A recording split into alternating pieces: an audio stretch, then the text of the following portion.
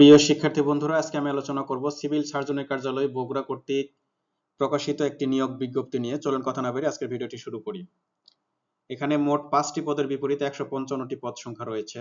প্রথমে আমরা পদের নাম দেখতে পাচ্ছি, এখানে বলা আছে স্টোর কিপার, পদের সংখ্যা 10টি। এখানে গ্রেড 16তম গ্রেডের একটি পদ। এখানে শিক্ষাগত যোগ্যতা বলেছে যে স্বীকৃত বোর্ড থেকে উচ্চ মাধ্যমিক অর্থাৎ ইন্টারমিডিয়েট পাস হতে হবে, এবং এর সাথে বলেছে যে স্টোর কিপার পদধারীগণকে সরকারি বিধি অনুযায়ী জামানত প্রদান করতে হবে।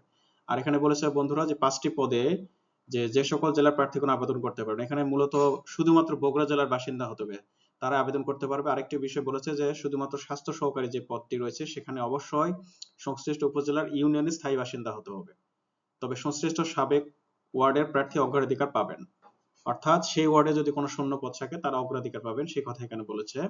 আমরা 2 নম্বর পদে দেখতে পাচ্ছি যে এখানে অফিস সহকারী কাম কম্পিউটার মুদ্রাক্ষরিক, পদ সংখ্যা 11, এটি 16তম গ্রেড। এখানে বলা হচ্ছে শিক্ষাগত যোগ্যতার কথা বলা হয়েছে স্বীকৃত বোর্ড থেকে উচ্চ মাধ্যমিক, এটি ইন্টারমিডিয়েট পাশের কথা বলা হয়েছে।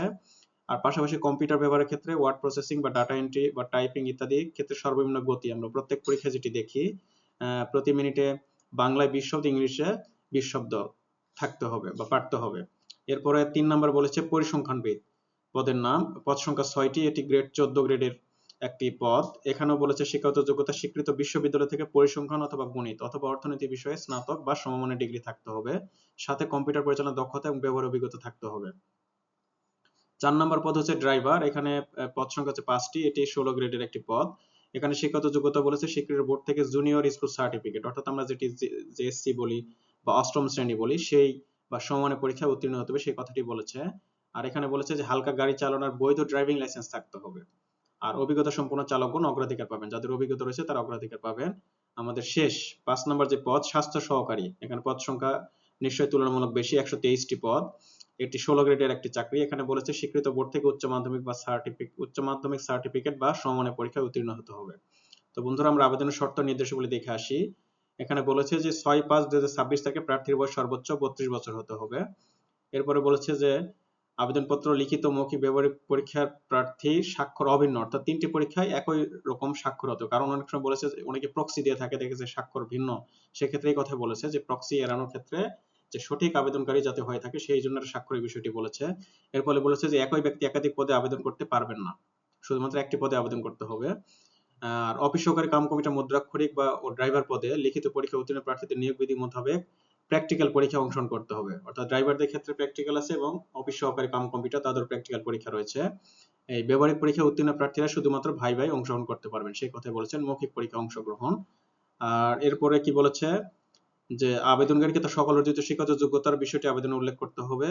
আর যারা বর্তমানে সরকারি, আধা সরকারি বা বিভিন্ন প্রতিষ্ঠানে চাকরিরত রয়েছেন তাদের সেই নিয়োগকারী কর্তৃপক্ষ কর্তৃক অনাপত্তি সনদ বা এনওসি এর মূল কপি জমা দিতে হবে। এরপরে আমরা দেখতে পাচ্ছি এখানে বলেছে বন্ধুরা এই বিজ্ঞপ্তিটা এরকম অস্পষ্ট, একটু কষ্ট হচ্ছে আপনাদের বুঝতে, তারপর আমি আলোচনা করতেছি। বলেছে যে স্বাস্থ্য সহকারী পদের ক্ষেত্রে প্রার্থী যে ওয়ার্ডের পদের জন্য আবেদন করবে সেই ওয়ার্ডের স্থায়ী বাসিন্দা হতে হবে, এটি ইউনিয়ন ভিত্তিক। একই ইউনিয়নের অন্য ওয়ার্ডের স্থায়ী বাসিন্দাগণ আবেদন করতে পারবে, তবে প্রার্থীর ওয়ার্ডের বাসিন্দা অবশ্যই আবেদনপত্রে উল্লেখ করতে হবে যে কোন ওয়ার্ডের তিনি বাসিন্দা। তবে সংশ্লিষ্ট শূন্য পদে ওই ওয়ার্ডের বাসিন্দা যোগ্য প্রার্থী হিসেবে পাওয়া গেলে অন্য ওয়ার্ডের প্রার্থী বিবেচনা করা হবে না, অর্থাৎ দেখা গেছে যে ওই ওয়ার্ডের যোগ্য প্রার্থী পাওয়া গেছে, সেক্ষেত্রে অন্য ওয়ার্ডের প্রার্থীদের বিবেচনায় নেওয়া হবে না। এবং আরেকটি কথা বলেছে সংশ্লিষ্ট ওয়ার্ডের বাসিন্দা যোগ্য প্রার্থী হিসেবে পাওয়া না গেলে সেক্ষেত্রে অন্য ওয়ার্ডের প্রার্থীদের বিবেচনা করা হবে। যে ভালো একটা কথা বলেছে বন্ধুরা, স্বাস্থ্য সহকারী মূলত একটি ওয়ার্ড ভিত্তিক, সেক্ষেত্রে সংশ্লিষ্ট ওয়ার্ডের বাসিন্দা হতে হবে। যদি সেই ওয়ার্ডের মানে বাসিন্দা না পাওয়া যায় সেক্ষেত্রে অন্য ওয়ার্ডের যারা রয়েছে তারা আবেদন করতে পারবে এবং তাদেরকে নেওয়া হবে যদি পাওয়া না যায়। এরপর কি বলেছে যে আরেকটি বিষয় বলেছে স্থায়ী ঠিকানার বিষয় বলেছে যে আবেদনপত্রে আপনারা একটি স্থায়ী ঠিকানা দিবেন, সেটি অনেক কোনোভাবে চেঞ্জ হয়ে যেতে পারে। দেখা গেছে অনেক বিবাহিত আমাদের বোনরা রয়েছেন বা মহিলা যারা স্থায়ী ঠিকানা ব্যবহার করছে, স্বামীর ঠিকানায় তিনি আবার পরিবর্তন হয়ে স্বামীর ঠিকানা স্থায়ী হয়ে গেছেন, সেক্ষেত্রে স্থায়ী ঠিকানার সপক্ষে যে এনআইডি কার্ড অথবা পৌরসভার mayor, ward commissioner, councillor, union পরিষদ চেয়ারম্যান কর্তৃক স্বাক্ষরিত নাগরিকত্ব সনদপত্র দাখিল করতে হবে, অর্থাৎ স্থায়ী ঠিকানা প্রমাণের জন্য।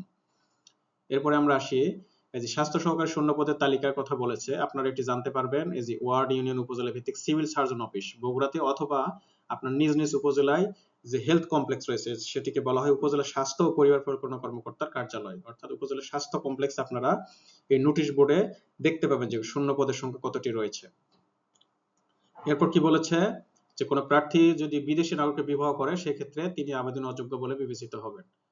এরপর আমরা দেখতে পাচ্ছি যে অনলাইনে আবেদনের কথা বলা হয়েছে। আর অনলাইনে আবেদনের পূরণের জন্য যে একটা ওয়েবসাইটের ঠিকানা দিয়েছে। আর এটি হচ্ছে আবেদনপত্র এই যে পূরণ এবং ফি জমা দানের শুরুর তারিখ 6/5/2026 খ্রিস্টাব্দ সকাল 10টা, আর শেষ হচ্ছে 27/5/2026 খ্রিস্টাব্দ বিকেল 4টা। আপনারা এগুলো আবেদনের বিষয়গুলো জানেন যে অনলাইনে আবেদন করতে ছবির সাইজ বলেছে এবং স্বাক্ষরের সাইজ, এগুলো আপনারা জানা রয়েছে। এরপরে আবেদনের ফি বলেছে যে গ্রেড 14 থেকে 20 এর জন্য তারা 112 টাকা নিবে। আপনারা জানেন এইভাবে মেসেজ করতে হয়, এগুলো আপনাদের জানা রয়েছে। আমরা এরপরে মূল বিষয়গুলিতে আসি। এরপরে আমরা এখানে দেখতে পাচ্ছি 27 নম্বর বলছে যে প্রাথমিকভাবে বাছাইকৃত প্রার্থীদের কর্তৃপক্ষের সিদ্ধান্ত মোতাবেক লিখিত, ব্যবহারিক এবং মৌখিক পরীক্ষা আলাদাভাবে উত্তীর্ণ হতে হবে। কেবলমাত্র মৌখিক পর্যায়ে জন্য বিবেচিত প্রার্থীদের মৌখিক পরীক্ষার সময় নিম্নোক্ত কাগজ মূল কপি বাধ্যতামূলক প্রদর্শন করতে হবে। অর্থাৎ যারা ভাইবার জন্য বিবেচিত হবেন সেক্ষেত্রে তাদের এই নিম্নোক্ত কাগজ দিতে হবে। তাহলে প্রথমে কি বলেছে যে সকল শিক্ষাগত যোগ্যতার মূল সনদ, সাময়িক বা প্রত্যয়ন বা অভিজ্ঞতা সনদ দিতে হবে। তারপর প্রযোজ্য ক্ষেত্রে কম্পিউটার জ্ঞানের সমর্থন সনদপত্র। 3 নম্বর বলছে চাকরি আবেদন করে উল্লিখিত স্থায়ী ঠিকানা নিজ জেলা বা জাতীয়তা সমর্থনে জাতীয় পরিচয়পত্র অথবা জন্ম নিবন্ধন, এবং সংশ্লিষ্ট ইউনিয়ন পরিষদ চেয়ারম্যান, পৌরসভার মেয়র, ওয়ার্ড কমিশনার তাদের কর্তৃক নিজ জেলা এবং পুরাতন নাটে উল্লেখ করতে একটি জাতীয়তা সনদপত্র বা নাগরিকত্ব সনদ যেটি বলে থাকি। এরপরে বলছে প্রথম শ্রেণী গেজেটের কর্মকর্তা কর্তৃক প্রদত্ত চারিত্রিক সনদপত্র।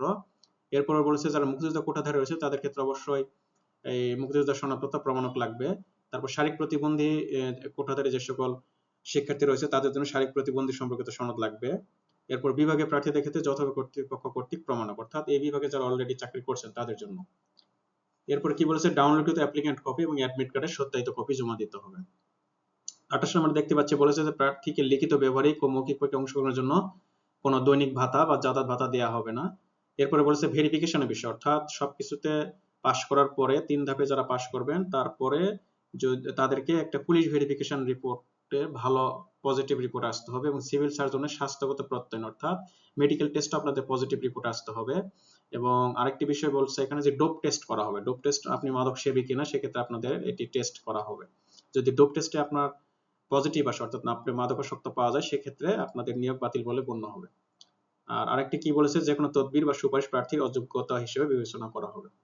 তো বন্ধুরা আপনারা নিশ্চয়ই দেখতে পেলেন যে সার্কুলার আপনারা আবেদন করবেন যারা বগুড়া জেলার বাসিন্দা রয়েছেন, আবেদন করে ভালোভাবে প্রিপারেশন নিয়ে পরীক্ষায় অংশগ্রহণ করবেন সেই প্রত্যাশা রাখছি। আমার ভিডিওটি যদি ভালো লেগে থাকে আমার চ্যানেলটিকে সাবস্ক্রাইব অনুরোধ রইল। সে পর্যন্ত ভালো থাকবেন, ধন্যবাদ।